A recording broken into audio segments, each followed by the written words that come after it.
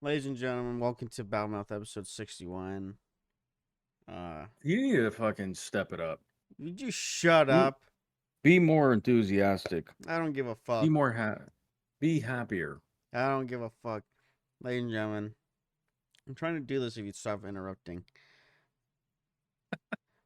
Today, uh, I got a couple Marvel things, then I'm going straight into the story because it's a long ass story. It's a horror Right, story. right. Well, kind of a horror. It's more of like a spooky story. I don't think anyone dies in it. Spooky? Is it real?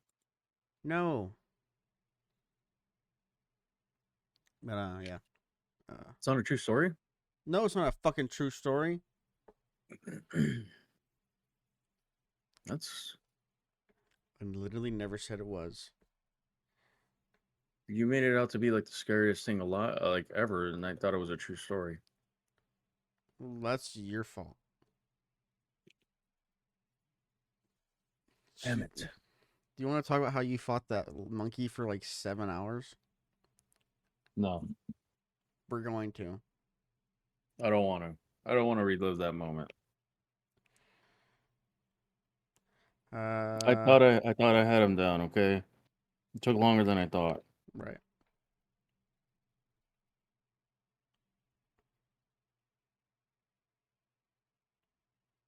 Okay.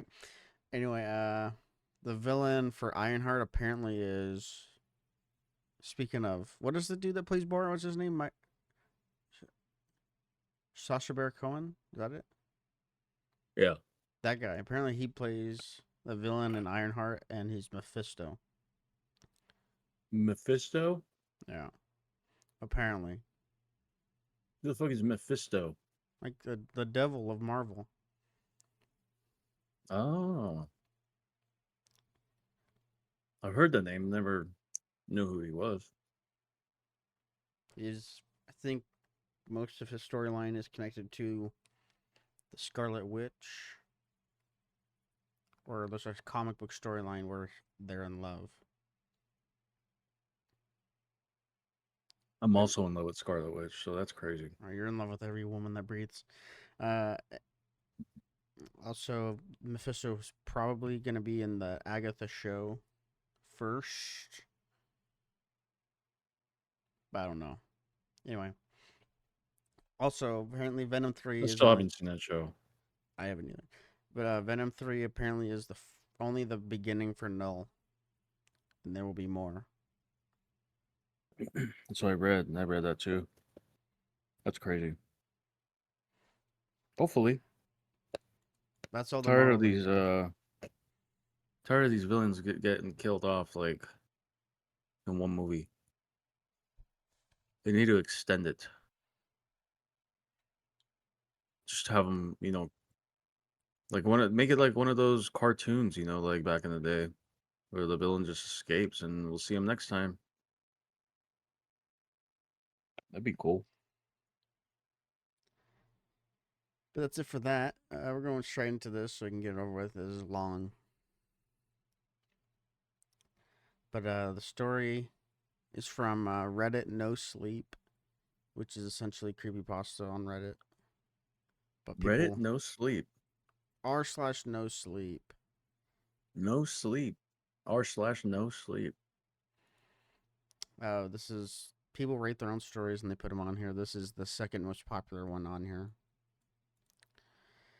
and it's written by someone named Melia Girl 1314. It's from 3 years ago. It actually won the scariest story of 2022.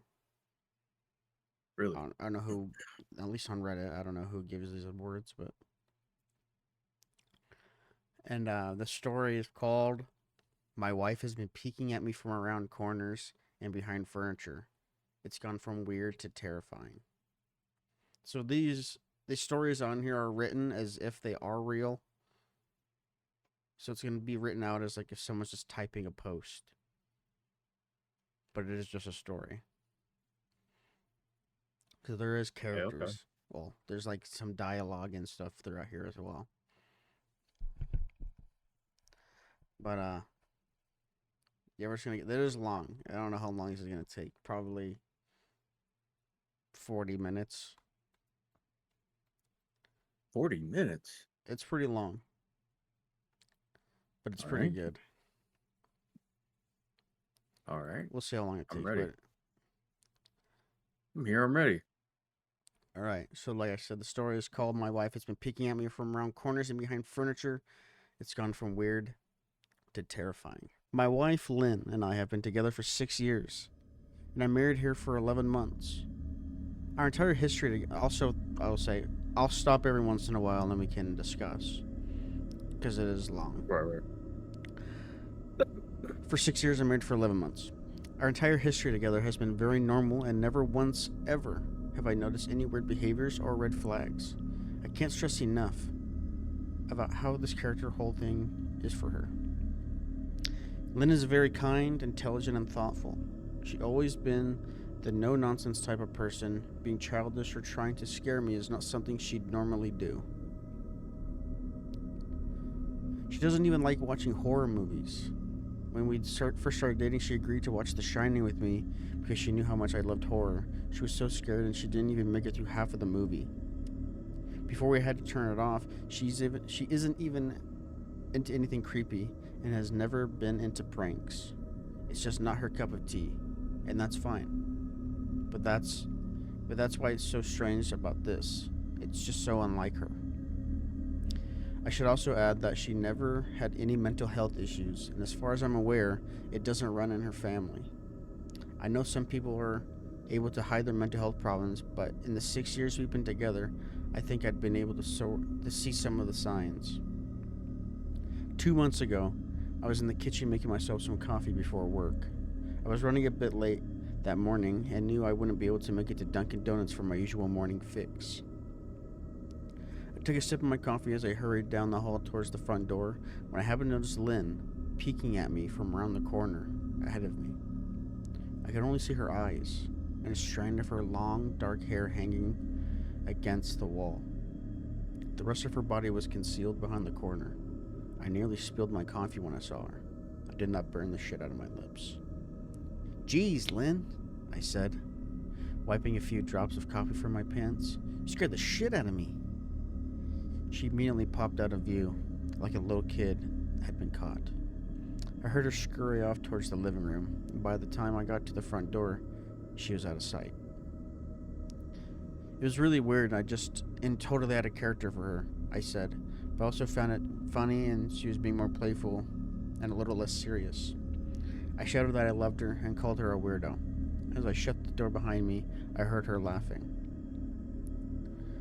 Her behavior was a bit odd, but it certainly wasn't something to call a priest over. I forgot about it by lunch. By the time I got home, she was her normal self. I didn't bring it up, and neither did she, and life went on. So, what do you think? She's doing some weird shit. This is just the beginning. And in the beginning, it says that she doesn't do this kind of stuff. And this is just the first time she's done it. Obviously, it's probably going to happen again. But She sounds possessed. let's keep going. Yeah. The next incident happened 3 days later. It was around 2 a.m. and I had woken up to get a drink. I was standing at the kitchen island, jug of OJ in hand, when I felt a strong feeling that I was being watched. For whatever reason, I looked down at the floor and saw my wife's smiling face staring back. She was peeking at me from the other side of the island, staring up at me, wide, unblinking eyes, and grinning. Grinning like the Cheshire cat. I screamed, I'll admit it. Not of irritation, but fear. For some reason at the moment, I was scared. At the sound of my scream, Lynn scuttled backwards out of view, her hands and her feet smacking the tile floor as she hurried off the kitchen on all fours. I didn't run What after the her, fuck? or even yell after her. I just stood there frozen in shock, wondering what the fuck had possessed her to do that. It took me a little longer than I'd like to admit to go back upstairs, but I eventually did. When I got to our bedroom, Lynn was lying on her side asleep, or at least pretending to be. I stood there for a while, watching her breathing to be sure she was really asleep.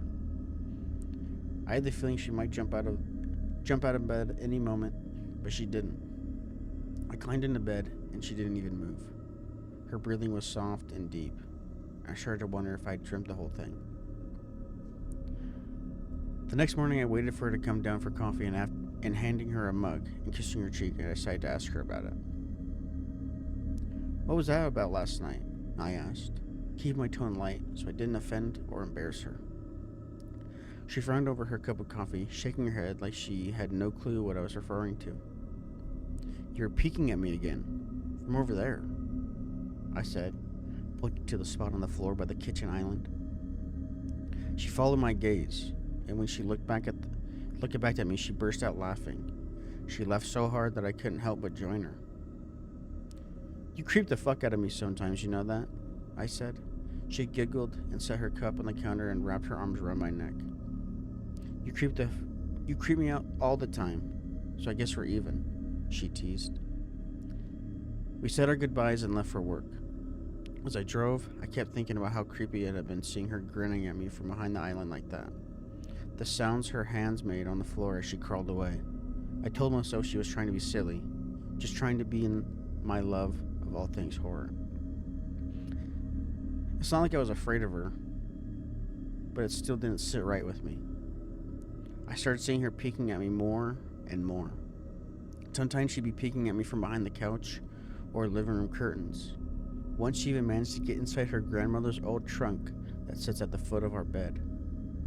Oh, fuck. I might not even have known she was there at all had the trunk's old hinges not given her away. She'd had the lid popped up just enough so that only half her face peeked through. She'd been grinning like an excited toddler. It was unnerving. I didn't even know what to say to her. All I could do was stare. When I finally found my voice, I asked her why on earth was she doing this. She didn't answer, but she had slowly closed the lid, shutting herself inside the trunk. I just walked away feeling disturbed. I didn't understand why she was doing it, but it clearly made her happy. I just hoped she would tire of the game quickly. Lynn didn't peek at me for the next 2 weeks. I started to think she was done with her weird prank, and I was relieved. We were watching a show on Netflix one night, and I jokingly said that I haven't seen her peeking at me lately, and that she must have given up on her spy game. She looked up at me with a smile and said, "Maybe I've just gotten better at it." I didn't say anything, but I wondered whether she was joking. For the next few days, I couldn't stop thinking about what she'd said. Was she still peeking at me when I wasn't looking, and I just hadn't noticed? And if so, what the hell was she getting out of this? I started to feel paranoid, constantly checking whether she was watching me from around the corner or behind a door. I was jumpy whenever I was home and she wasn't in full view of me. I felt stupid and a little crazy. But after a few weeks without another incident, I began to relax. I stopped checking behind furniture and walls and told myself it was just a bad memory. Then a few days ago, things got so much worse.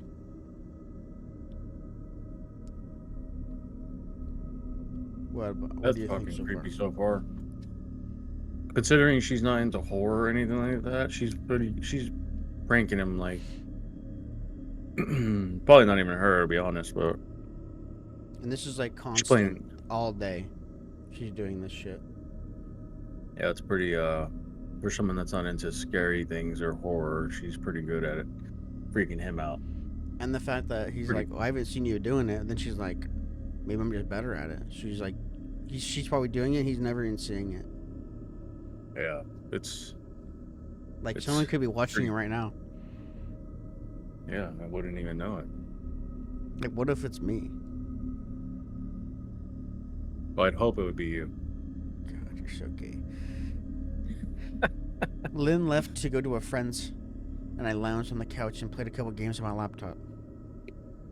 Around 9 p.m., I hopped in the shower, and as I was washing the soap from my hair, I felt that awful feeling that I was being watched.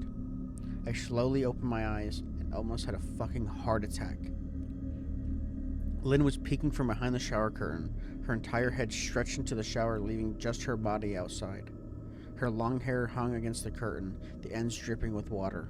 Her mouth hung open in a terrible grin, eyes wide and red, as if she hadn't blinked in a while. I screamed and jumped back against the wall.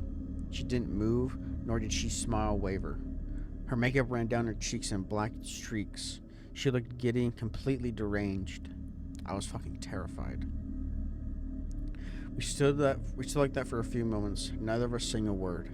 Finally, after what I felt like forever, she slowly pulled her head back out of the shower, and I watched her blurry figure through the curtain as she moved backwards towards the bathroom door. A second later, the bathroom door slammed shut, hard enough to rattle the mirror. I screamed again and jumped out of the shower to lock the door. I stayed inside the bathroom for over an hour. Maybe I overreacted to some of you, but joke or not, I wasn't going to put up with this crazy shit anymore. That's what I kept telling myself as I paced to my bathroom, stopping to listen for a few minutes. Suddenly, I heard a muffled sound, and I pressed my ear against the bathroom door.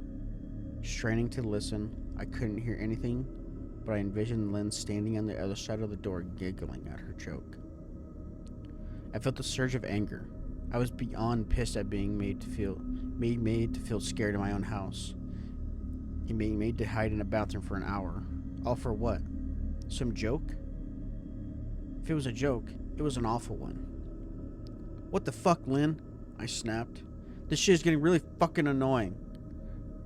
I waited for her to apologize or to call me a jerk, but instead I heard a faint moan. So quiet I wondered if I heard it at all. And then complete silence. Lynn? I called out, not able to even hide the shakiness of my voice. I got no response, just my own heavy breathing. I swear to God, just fucking stop it, I yelled, pounding my fist on the door. I waited for her to cuss me out, something I would expect from me talking to her like that. I'd never screamed at her before, but there was nothing, just the occasional drip from the shower head. I won't deny that I was scared, too afraid to open the door to face my own wife. I waited for another 30 minutes or so, which feels like a fucking lifetime when you're scared. Finally, I decided I wasn't going to spend the night hiding in my bathroom, so I got down on my knees and peered under the door. I almost expected to see her face peeking back at me, but thankfully I didn't. I could see straight down the hallway to the top of the stairs, but no Lynn.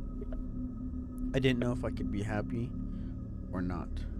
I looked for a few minutes waiting to see her head pop up over the top step, but it never came.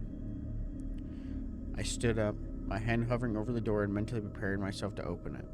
I slowly turned the lock with shaking fingers and was about to yank it open when I heard that sound. It still makes me feel nauseous when I think about it.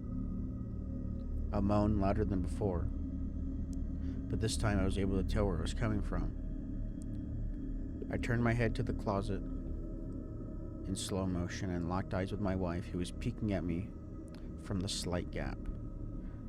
Her eyes were still wide as ever, and her mouth was hanging open on the most grotesque gaping smile I'd ever seen. I didn't even scream. I was too scared for even that. Her hands were clasped to her chest, body trembling with sheer delight, as if she could barely contain her excitement. A short, raspy moan bubbled from her throat, deep and raw, sending a shiver through my entire body. Somehow I found the ability to pull the bathroom door open, and I ran as fast as I possibly could, snagging my keys and phone from the table in the living room before running outside to my car. I could hear the shrill laughter behind me, but I didn't hear her getting closer. I didn't bother shutting the front door. I drove away from the house faster than I legally should have, shivering the entire time, either from fear or the cold. Maybe a little bit of both. I hadn't grabbed a coat or even a pair of shoes. I was still in my boxers, and my hair was still damp. I drove straight to my brother Chris's house, about 40 minutes away, ignoring any and every call and text I got. I didn't check my phone until I was safely parked in my brother's driveway. Lynn had called 4 times and sent a flurry of texts, all wondering where I had gone and why I left like that. I threw my phone at the dash in a rage, furious at her nonchalant attitude. My brother and his wife were surprised to see me, especially dressed in just a pair of boxers, but told me to stay as long as I needed. Chris lent me some clothes and asked me what happened. I told him Lynn and I had a fight, but I didn't get into any details. I didn't want him to think I was overreacting, leaving my wife over a prank, or even if it was a strange one. I mean, I hadn't encouraged her for years to lighten up instead of being so serious all the time. I hadn't wanted her to relax, to loosen up, but this was definitely not what I had in mind. I tried to sleep on the sofa, but my brain wouldn't let me sleep. Every time I closed my eyes, I saw Lynn's face staring at me from inside the closet. Knowing she'd been there for a while, the entire time made my skin crawl. She'd never left the bathroom at all. Instead, she slipped inside the closet and slammed the door shut to fool me. The mere thought of me going back home gave me anxiety. I tossed and turned, unable to sleep. Chris ended up giving me a sleeping pill so I could be able to get a little rest. My sleep was filled with terrible dreams, all of Lynn's smiling face. I woke up just as the sun started to rise. My sore body ached from the sofa, and I felt drained. I knew I'd have to call Lynn at some point, but I didn't know what to say to her. I wouldn't be going home unless she gave me her word she'd never do any more creepy shit. I just wanted my wife back. Her normal, serious self never looked so good to me. I was contemplating calling her and telling her that, when the familiar feeling came over me. I was being watched. I was staring at the ceiling, my heart in my throat. I didn't want to look away, but the longer I ignored the feeling, the worse it got. My eyes drifted away from the ceiling almost on their own. Her face was pressed up against the window beside the couch, staring down at me with the same gasping smile. Drool dribbled down her lips, leaving 2 long streaks down the glass. I didn't know how long she'd been there, but something told me she'd been there for quite a while, possibly all night. I didn't bother screaming though. I was afraid anger trumped any fear I felt at that point. I jumped up from the couch and pounded my palm against the glass. "Lynn! Are you crazy? What the hell is wrong with you? Just go home," I shouted. "Now!"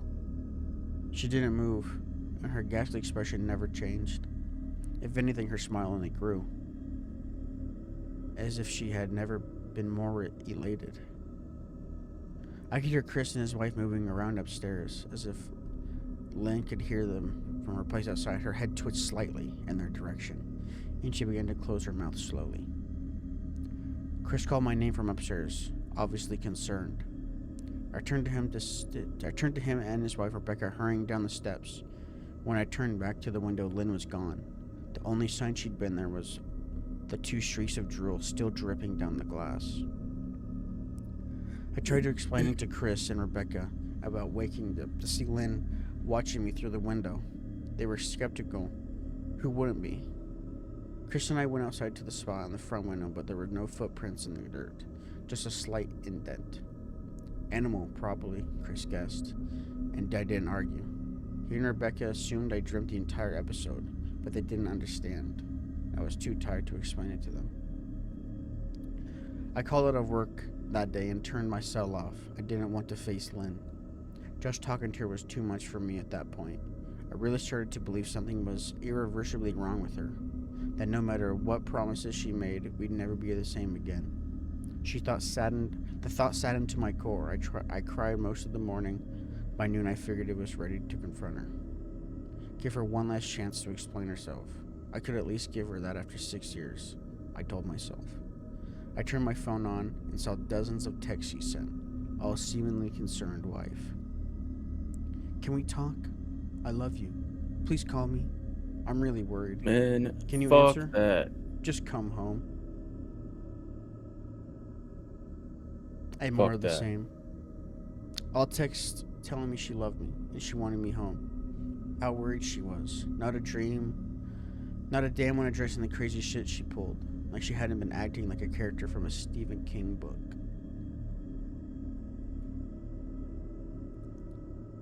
Thoughts? Fuck all that. She's trying to get him home so she could fucking kill him. Possess him or something.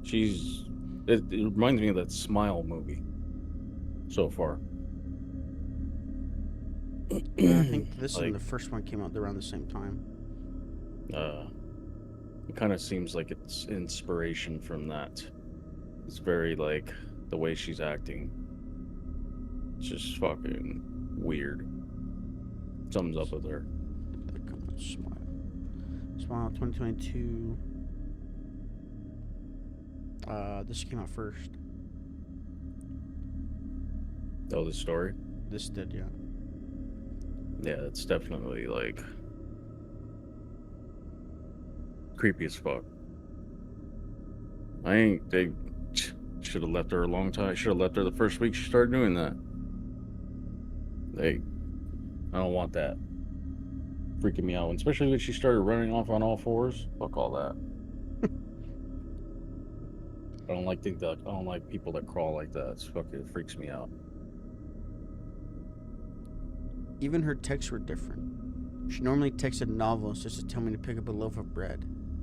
You'd think she'd have more to say after me than her bizarre shenanigans.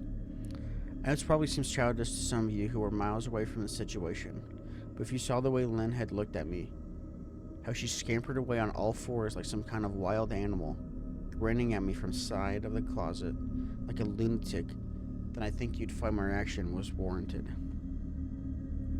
I ended up staying with Chris and Rebecca for another night. I didn't wake up yesterday until noon, and thankfully I didn't see Lynn's face watching me through the window. I don't want to pry, because it's not my place, but is this fight something that can be mended? Rebecca asked.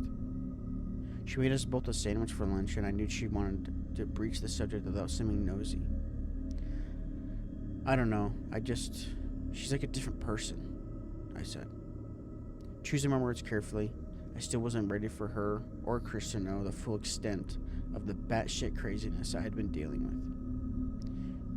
with. People change, Ben, but she's still the same woman you married. Maybe you both just need to talk through your issues. Whatever's going on, I'm sure you can be fixed, she said over the peacemaker. I think it's beyond that now. I don't think talking would help. I just don't trust her, I said. The words stung in my heart.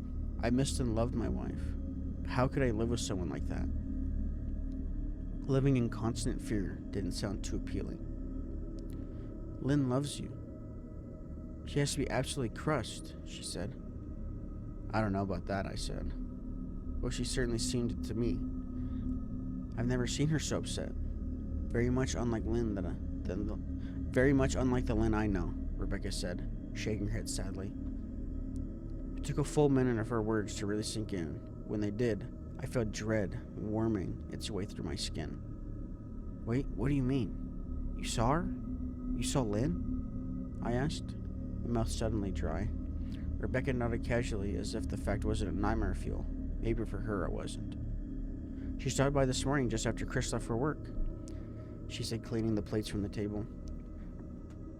I didn't see her car though. Maybe she took an Uber or something. Beck, what did she say? Did she come inside? I asked, sweat starting to break down my forehead. I began looking around, examining corners as though a predator lurked behind me. No, she just asked if you were awake. Yeah, and I said you weren't. I asked if she wanted to wake you. She said no, just let him sleep, she said as she washed the dishes. That's all?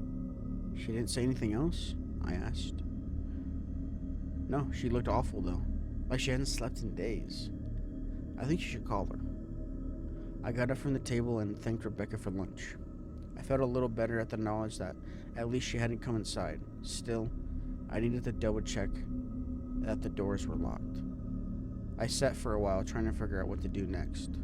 I didn't want to go home, but I felt that I owed it to Lynn to help her if I could. Hadn't I sworn an oath to love and honor her through sickness and in health? Clearly, she was very sick. If she was sick, which truly believed she was, I had to try and get to her for the help she needed, but I didn't even know where to start. I didn't want to call the police, and besides, what the hell was I going to tell them? That my wife was peeking at me? That she was being creepy? As hard as she'd been, she still hadn't committed any crime. Not yet, anyway. The police would have probably said that I was overreacting. But this wasn't the same prank. It felt wrong, dangerous even, like something sinister lurked beneath her smile. I knew as her husband I was well within my rights to have committed her. But if she simply acted normal in their presence, she she enabled the fool Rebecca into thinking she was just a concerned wife. As long as the doctors didn't find her danger to herself or others, they'd have no choice but to release her after 72 hours. I felt lost and overwhelmed. So I did what any husband in my position would do. I called her mother. I didn't want to, believe me. Her mother, Marianne, and I have never been on the best of terms. We never fought or anything like that. She just wasn't a very warm person, and wasn't really easy to get along with. She hardly even smiled. When she did, only her lips would move into a thin-lipped smile, leaving her eyes as blank as before. She gave off this aura that felt like she was permanently on the offensive. I'd only met her twice, and both times were such short visits. I got the impression she didn't approve of me or her daughter. Lynn always ushered us out quickly, as she didn't want to feel uncomfortable, which I was grateful for. Being in her mother's company felt almost unbearable, like walking on glass. I was glad when we moved 3 states away so we didn't have to see her often. I was happy to avoid the woman, but I needed her help.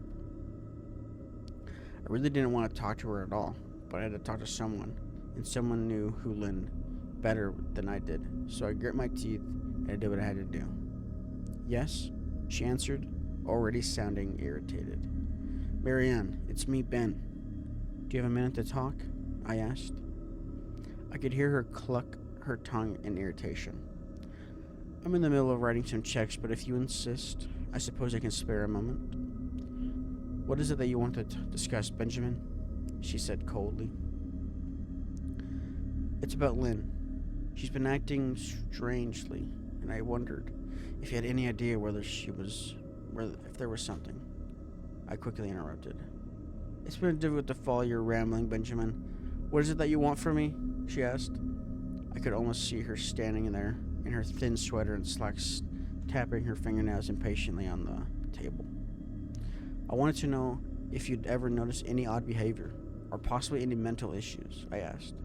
There was a long, uncomfortable pause that I could tell was because she was thinking or something else. Finally, after a second, she spoke. I'm not sure if this is one of your jokes, Benjamin, but if so, I don't find the humor in it. Now I do have business to attend to. So if you don't mind, she said, but I cut her off before she could get rid of me. Marianne, it's not a joke. I'm sincerely concerned about Lynn's mental health. Her behavior has been very erratic lately. I'm very worried about her. I figured as her mother, you would as well. I said, my frustration evident in my voice. If you're truly concerned, then I suggest you get health professionals involved. I don't know what you expect from me, she snapped. I could tell she was seconds away from hanging up, but for some reason, I was desperate not to let her. I had the feeling she knew a lot more than she was letting on. Please, if not for me, do it for Lynn. I tried. I heard a faint, shaky intake of breath, as if she was trying to hold her steely persona together but failing. Marianne? What's wrong? I started. Benjamin, I don't know what to tell you. My only advice would be to seek professional help. Do not call here again. Goodbye. I tried to call out to her, but she hung up. I tried to wrap my head around the call and her refusal to help me. Even if she didn't like me, why wouldn't she want to help her own daughter? I couldn't understand that. I tried to replay the conversation, desperate to find something I missed. After a while, I almost gave up, until I remembered her last words to me. Seek professional help. She said those words with a bit of urgency. I could have just been grasping at straws, but no. I was sure her voice had changed ever so slightly when she said that, as if it was very important. What had she meant? I assumed she'd been referring to medical professionals, but maybe she was referring to someone else. Someone she didn't, for some reason, feel comfortable saying directly, or maybe it was just desperate. I waited for Chris to get home, and after a long, exhausting conversation with him and Rebecca, I convinced them that Lynn had truly needed psychiatric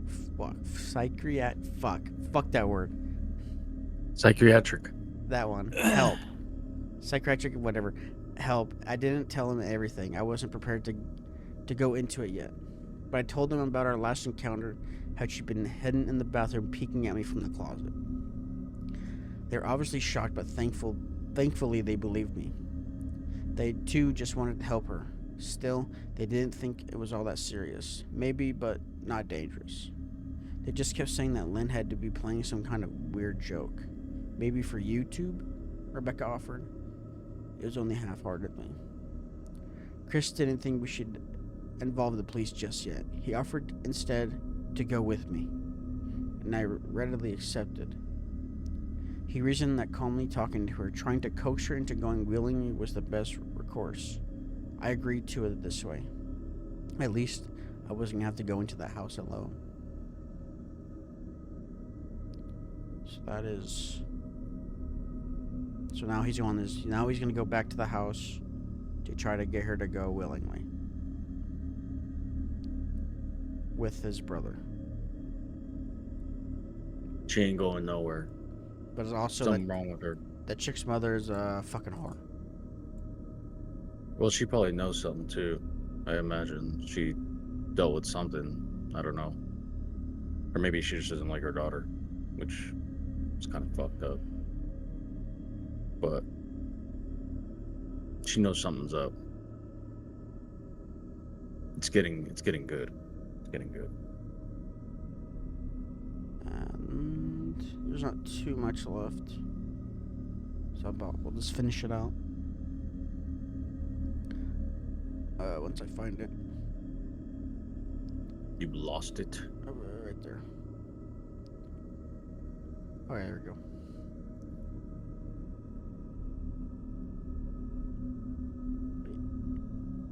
Okay, there we go.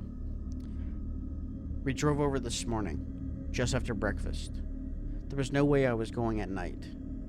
When we pulled up into the driveway, my stomach began doing somersaults.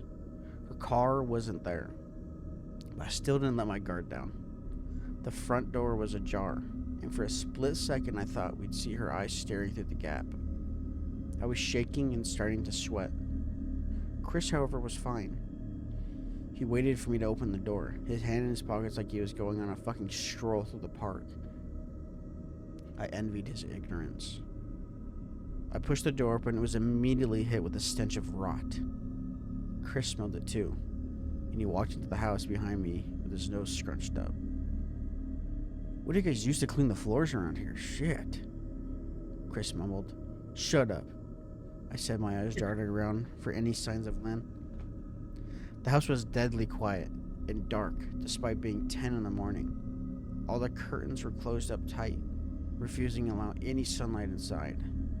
If I hadn't left in just 2 days prior, I'd have thought the house to be abandoned.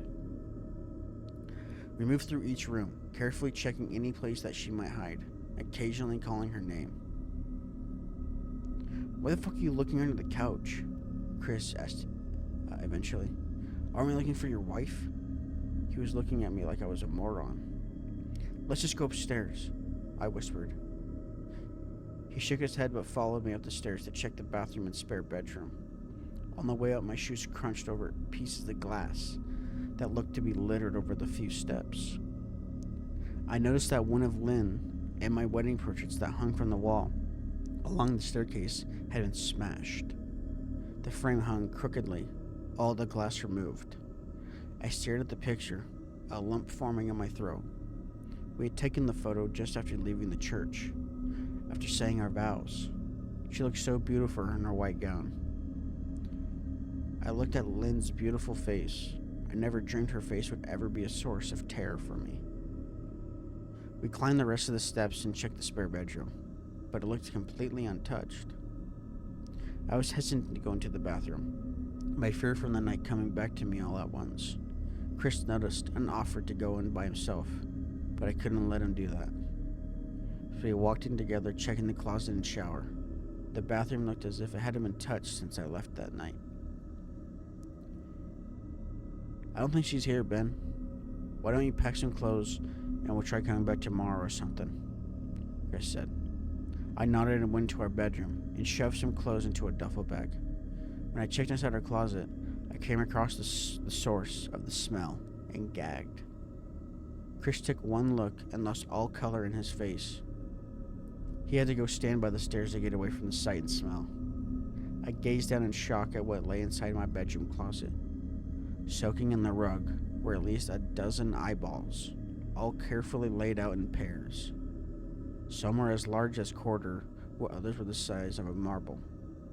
I stared down at the eyes she collected from the small animals, and I wondered how she'd gotten them, and shuddered at the thought. Man, I thought I had a bed with Becca's shoe addiction, but fuck me. Your wife's been here collecting eyeballs? Chris said, gagging. Ben, I think we should go.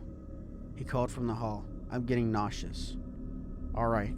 I grabbed my duffel and shut the closet door on my new nightmare. I stepped into the hall and took a deep breath of air. I could taste the rot on my tongue, and I couldn't help but gag. Who the fuck lines up eyeballs in a closet like that? Chris mumbled. I tried to tell you she needed help, I said. She doesn't need help, Ben. She's a fucking exorcist, he said. You coming or what? I can't stand that smell any... His words died in his throat, and his eyes grew wide with fear. I didn't ask him why. I could feel it. Someone was watching me, and I didn't think it was the eyes in the closet. I turned around, my eyes slowly scanning the bedroom. Christ, I whispered, as I finally saw what we'd missed. Under the bed, curled on her side, watching us with the excitement of a kid on Christmas morning, was my wife.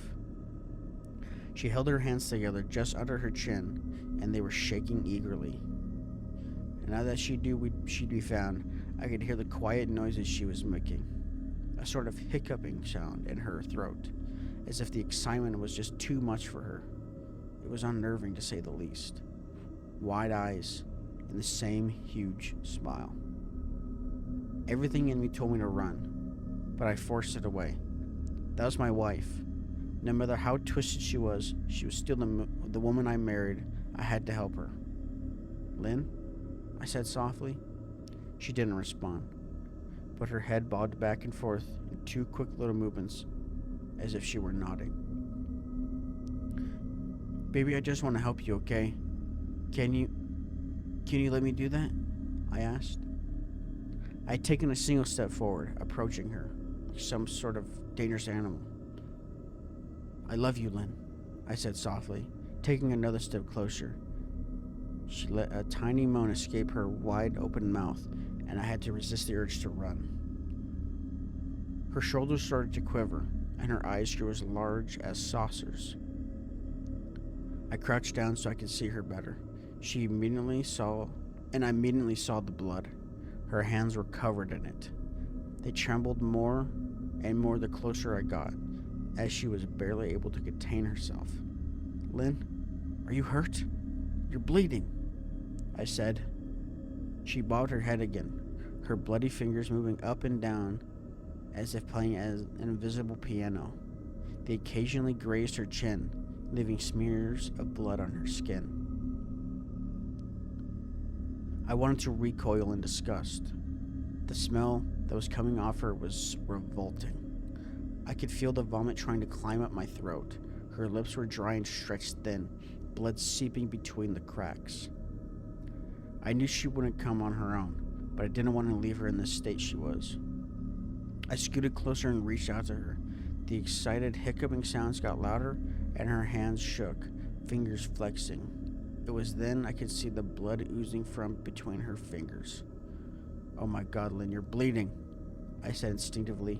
I reached out to take her hand, and before I could even touch her, her hand sprang out towards me. A sharp pain shot through my arm, and I fell back on my ass. My arm burned, and I could see the blood dripping down onto the carpet. I looked back at her in shock and saw her grinning madly, her fingers clutching a large shard of glass. You all right in there? Chris asked from behind me. I turned my head slightly and nodded to him, cradling my arm in my chest. When I turned back to face Lynn, I saw that her focus had shifted. She wasn't looking at me anymore, and she wasn't smiling anymore either. She was staring past me, her eyes glaring at Chris the way a hungry lion might stare at an antelope. Her mouth was still hanging open, but it was twisted into a snarl. I got to my feet and began walking backwards down the hall, afraid to take my eyes off her. Are you bleeding? Chris asked.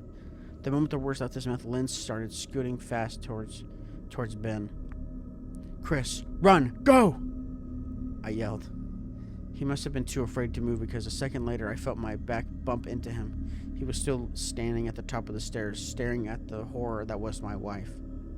Lynn had crawled completely from under the bed and stood in the bedroom doorway, her face twisted in rage. Her whole body was visibly tense. Blood ran down her fingers and onto the floor. Jesus, Lynn, Chris said. You, playing hide and seek? I reached back and pushed him towards the steps. Move your ass, Chris, I said quietly but firm as I could. Lynn bobbed her head in fast, sharp motions and began to grin, stretching her mouth open wider and wider so that her chin seemed to touch her chest. I heard Chris mutter a prayer, and then he was running down the stairs. I stood at the top of the steps, stuck between the love for a woman who clearly needed serious help and serious preservation. I only want to help, I said, choking back tears. Her eyes focused on me once again as she slowly lifted the glass, holding it out in front of her, and then started sprinting towards me, grinning in utter excitement. Thankfully, my body took over, and I flew down the stairs, skipping 2 to 3 at a time. I made it to the front door before I felt her leap onto my back, wrapping her arms around my neck, her open mouth next to my ear so I could hear those terrible hiccuping sounds up close. I shook her off me, knocking her off the floor. I felt a searing pain in my back as she went, but I still toward the front door and bolted to the car. Chris was standing in the front yard, talking on the phone with the police. I didn't say a word. I just ran to my car and jumped in. Chris took the hint and followed me, still in the line with 911. I watched the rearview mirror, sure I'd see her there, running after us, but I never did. I went straight to the ER and got 11 stitches on my arm and 3 on my back. The police asked a lot of questions and went back to the house to do a search, but of course, Lynn wasn't there. They advised me to stay with a friend or relative for a while and to follow a restraining order as soon as I could, but none of those things would matter. Somehow I just knew. I dropped Christoph at home and went to a motel an hour away. I wanted to put as much distance between me and Lynn as I could. This is where I've been for the last 4 hours. I thought maybe the police would find her. Maybe they'd just get her the help she desperately needed. But now I don't think so. Because 40 minutes ago I got a text from an unknown number. Just 3 words. I found you. And a picture attached. The picture was dark and grainy, but I instantly knew what it was. There was no mistaking my wife's eye. I started typing this out immediately after. I don't know what to do. I'm alone and scared. And I can't help but feel that I'm being watched. So what happened to the wife? She's just fucked. I think she's possessed. That's How long? This went on for how long? Like a couple a days. month? Well, I guess Felt like I think it was like a few weeks up until the last bit where she started being crazy. Because he was at his brother's house for like 2 days. And then now we're here. So I think altogether it's probably like 3 weeks. yeah, that shit's crazy. Like, I wonder what is wrong with her though. I need a part 2. Not for They this need to one. get on this. They need to get on it. I need to know what happens. I think we're probably left to assume that she probably got him. Because she knows where he is. Yeah, true, true. She had to have some type of possession or something. Couldn't just be like, she can't just be that freaky. She had to be possessed with something. And that is My Wife Has Been Peeking at Me from Around Corners and Behind Furniture by Malia Girl. And 9 out of 10. It's pretty creepy. I don't like none of that shit. That smiling and watching me and shit. That's just like, hell no. Hell And no, when brother. they're walking on the floor on all fours. Yeah, fuck all that. I would have killed that bitch, or I would have just left. And she was Be like, apparently I'm out. collecting eyeballs from animals. Yeah, fucked up. And she was attempting to get some human eyeballs, but they didn't get that far.